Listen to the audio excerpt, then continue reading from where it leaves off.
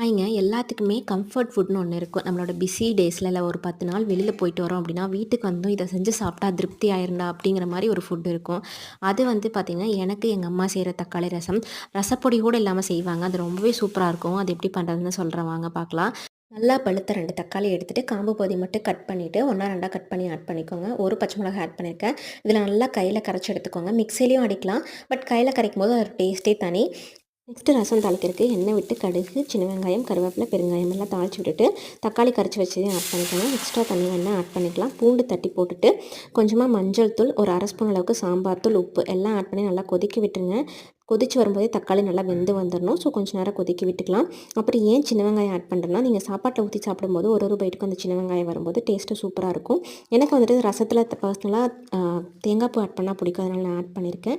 நீங்களும் ட்ரை பண்ணி பாருங்க. அண்ட் உங்களோட கம்ஃபர்ட் ஃபுட் என்ன அப்படிங்கிறத எனக்கு கமெண்ட்ல சொல்லுங்க.